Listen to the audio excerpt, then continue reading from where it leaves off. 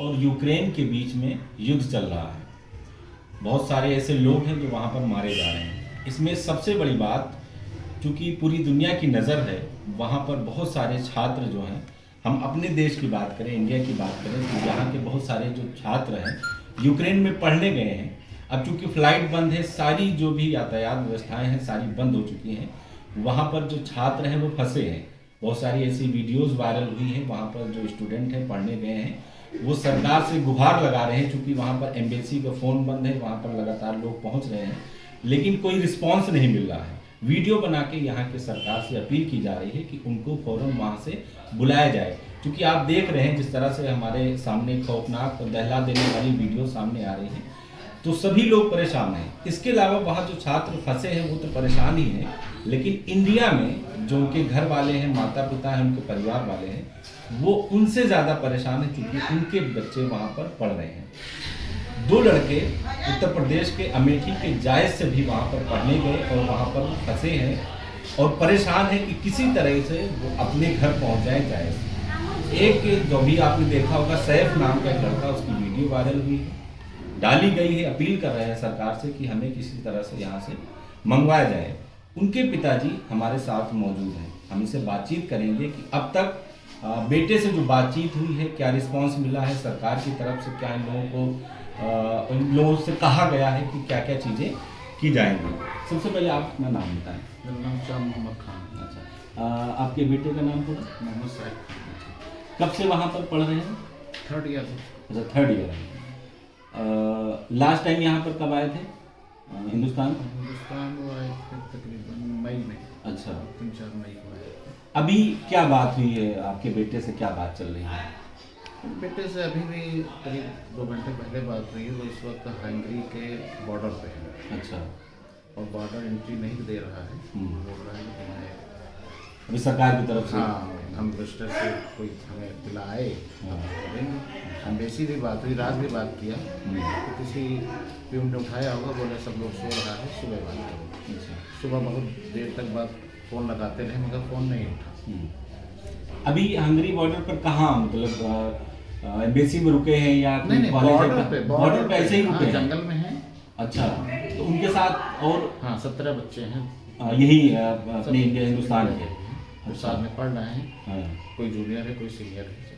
वहाँ पर किस कॉलेज में पढ़ते थे, कुछ आपको पता है इसके बारे में? ईवानो मेडिकल कॉलेज। अच्छा, तो यूनिवर्सिटी की तरफ से जो कॉलेज है उसकी तरफ से क्या उनके लिए हेल्प की गई? यूनिवर्सिटी ने ही तो फंसा दिया। अच्छा, यूनिवर्सिटी जो है कंटिन्यू ऑफलाइन पढ़ाई कर रहे थे और 22 तारीख तक उन्होंने जो है कॉलेज खोल रखा था। और इस दरमियान बच्चे कह रहे थे कि ऑनलाइन कर दो, हम लोग घर चले जाएं। बोले कोई प्रॉब्लम नहीं, आप लोग परेशान ना हो, कुछ नहीं होगा। और फिर एंड टाइम पे 22 तारीख को उन्होंने बोला कि आप अपने अपने यहाँ जाओ। अच्छा, जब ये इसके आसार लग रहे थे युद्ध के, उसके बाद कॉलेज वालों ने कहा कि आप अपना देख लीजिए? नहीं, 22 तारीख के बाद बोला। 22 तारीख तक तो कॉलेज खोले रहे, पढ़ाई करते रहे, ये कहते रहे कि आप लोग परेशान ना हो, कोई प्रॉब्लम नहीं होगी, ये खत्म हो जाएगा, कोई युद्ध नहीं होगा। उसके बाद उनकी तरफ से कोई रिस्पॉन्सिबिलिटी नहीं, कुछ नहीं। अच्छा, ना यूक्रेन की तरफ से ना इंडिया गवर्नमेंट की तरफ। वो तो अपने रिस्क से जान हथेली पे लेके बॉर्डर तक पहुंचे। अच्छा। क्योंकि जहाँ पे वो रह रहे थे उस हॉस्टल के अगल बगल भी धमाका शुरू हो गया था। तो बस किसी तरह वो फटाफट जो है, पहले सोचे थे कि पोलैंड जाएंगे, मगर पोलैंड में पता चला इतनी भीड़ है कि वहाँ जो है पैर रखने की जगह नहीं है। तो फिर इन लोगों ने हंगरी की तरफ रुख किया। अच्छा, हंगरी पहुँचाए। अब नहीं मिलेगी ना इंटरव्यू। तो वहाँ पर जाकर फिर क्या ये लोग क्या किससे बातचीत कर रहे हैं, क्या कोशिश कर रहे हैं? नहीं, कोशिश कर रहे हैं कि एम्बेसी से जो है कोई आए। वो लोग यही कह रहे हैं कि एम्बेसी से जो आएगा तो आपको एंट्री मिल जाएगी। मतलब वहाँ के जो हंगरी के लोग हैं वो कह रहे हैं कि आपकी तरफ से बॉर्डर पे आपकी तरफ से इंडिया जिम्मेदार पर्सन आए तो एंट्री मिल जाएगी। लेकिन इधर अच्छा, इन लोगों की बात कुछ यहाँ के एम्बेसी से या सरकार के किसी से कुछ बातचीत हो रही है? नहीं, कुछ नहीं हो पा रहा। वो तो कोशिश कर रहे हैं कि एम्बेसी तक हमारी खबर, वैसे खबर तो रात पहुँच गई। उसने फ़ोन उठाया, बोला एम्बेसडर साहब सो रहे हैं, आप सुबह बात कीजिएगा। सुबह कई बार फ़ोन किया गया, फ़ोन नहीं उठाया। अगर उसने तो बताया होगा ना कि छात्रों का फ़ोन है बॉर्डर पे, उसने तो सारी बात उससे भी, जिसने फ़ोन उठाया था, किसने उठाया नहीं मालूम, मगर ये बोले कि भाई मिनिस्टर लोग सो रहे हैं, अब सुबह बात करिए। अच्छा, जब शुरू हो रहा था ये, चूँकि बहुत दिन से वहाँ पर चल रहा था यूक्रेन में, उस वक्त क्या कुछ ये चल रहा था कि आने वाले हैं या चले आएंगे, किसी तरह से कुछ बातचीत लड़के से हो रही थी? क्योंकि बातचीत तो होती रहती होगी बीच बीच में। तो रोज ही होती है, मगर ऑफलाइन कॉलेज चल रहा है, कॉलेज में भी कहा जा रहा है, कई बार बच्चों ने कहा कि ऑनलाइन कर दो तो हम लोग अपने घर चले जाएं। बोले कोई प्रॉब्लम नहीं, आप लोग डरो नहीं, ये सब मसला हल हो जाएगा, कुछ दिन में खत्म हो जाएगा, हाँ, खत्म हो जाएगा, युद्ध नहीं होगा। यानी 22 तारीख तक वहाँ पर क्लास चलती क्लास रही चलती ऑफलाइन। रही ऑफलाइन, जबकि ऑनलाइन के लिए बच्चे कई बार दबाव बनाए कि आप ऑनलाइन कर दीजिए, हम लोग घर चले जाएं, मगर नहीं किया। तो अभी वहाँ पर जो 17 बच्चे हैं सब यहाँ के हैं, हिंदुस्तान के। किस तरह से वहाँ पर क्या सरवाइव कर रहे हैं? चूँकि अब हॉस्टल से भी निकल चुके हैं, बॉर्डर पर पड़े हैं और सारी चीज़ों की दिक्कत हो रही है, चूँकि अफरा तफरी का माहौल भी है और भूखे प्यासे तमाम चीज़ें जो होते हैं, तो इसको लेकर क्या वहाँ पर कुछ बातचीत हुई? देखो, जब ये लोग घर से निकले थे तो कुछ सामान खाने पीने का लेके निकले थे, तो वो तो अभी तक वो खा रहे हैं, मगर अब आज रात में क्या खाएंगे, कल क्या खाएंगे, उनके पास कुछ नहीं पता। यहाँ आप लोग किसी के पास गए हैं कहीं, कुछ सिफारिश की, कुछ नहीं, किसके पास जाना, कौन क्या करेगा, यहाँ किसके पास जाना? यहाँ भी कहीं कुछ नहीं, आप बताइए ना, किसके पास हमें जाना चाहिए? सांसद वगैरह से नहीं संपर्क किया आपने? नहीं, यहाँ भी अभी लास्ट टाइम कब बात हुई आपके बेटे से? हमारे बेटे से तकरीबन 3 घंटे पहले बात हुई है। तो बोले कि एंट्री तो चालू हो गई, जो कार से हैं उनको एंट्री दे रहे हैं, हाँ, बॉर्डर पे जो अपने कार से जा रहे हैं, जो वहाँ के नागरिक हैं, उन लोगों को तो एंट्री मिल जा रही है। अच्छा, जो हंगरी के नागरिक हैं उनको एंट्री मिल रही है। वो क्योंकि जब ये पहुँचे वहाँ बॉर्डर पे तो सबसे पहले पूछा कि तुम्हारी कार कहाँ है? तो बोले हम स्टूडेंट हैं, हम कार कहाँ हमारे पास हो गए, हम तो बस से आए हैं, बस तो हमें 1 किलोमीटर पहले ही छोड़ के चली गई। तब उन्होंने कहा कि आप अपनी एम्बेसी बात करो।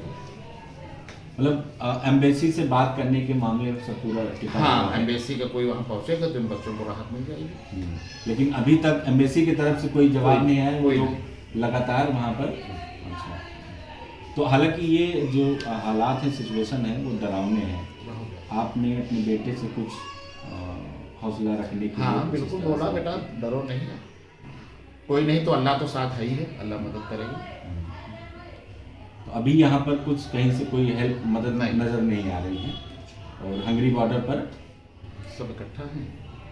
तो ये आप समझ सकते हैं, अंदाज़ा लगा सकते हैं, यानी 17 बच्चे हंगरी बॉर्डर पर इंतज़ार कर रहे हैं कि सरकार की तरफ से कुछ जवाब आए, एम्बेसी की तरफ से कुछ मदद पहुँचे तो उनको हंगरी एंट्री मिल जाए। फ़ोन किया जा रहा है तो लोग सोते नज़र आ रहे हैं, ऐसा लग रहा है कि सरकार सोई पड़ी है। वहाँ 17 बच्चे जो हैं वो ज़िंदगी और मौत से लड़ रहे हैं। वो आगे कैसे सरवाइव करेंगे, क्या खाएंगे, क्या पिएंगे, कहाँ रहेंगे, कहाँ सोएंगे, किसी को कुछ नहीं पता।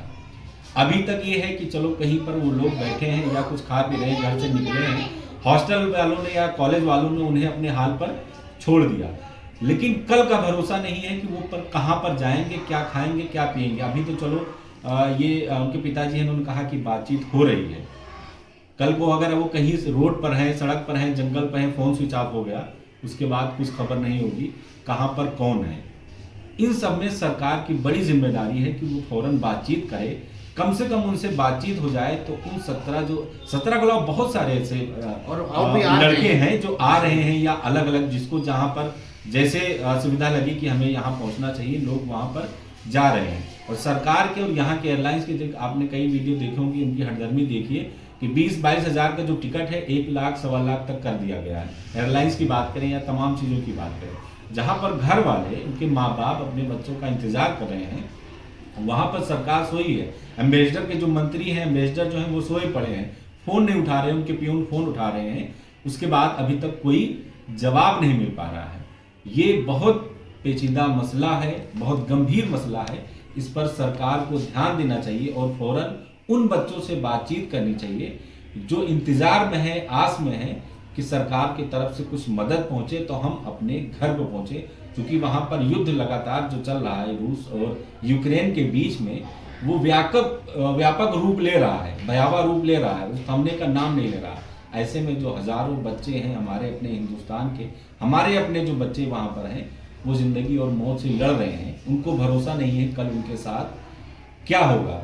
ऐसे में तमाम जो जहाँ से हैं, तमाम मंत्रालय हैं, तमाम मंत्री हैं, प्रधानमंत्री हैं, विदेश मंत्री हैं, एम्बेसडर हैं, उनसे विनती है कि इस पर फौरन एक्शन ले, कुछ ना कुछ उनके लिए जो भी सुविधा हो सके उनको मंगवाने के लिए, यहाँ वापस लाने के लिए उसका फौरन इंतज़ाम करें।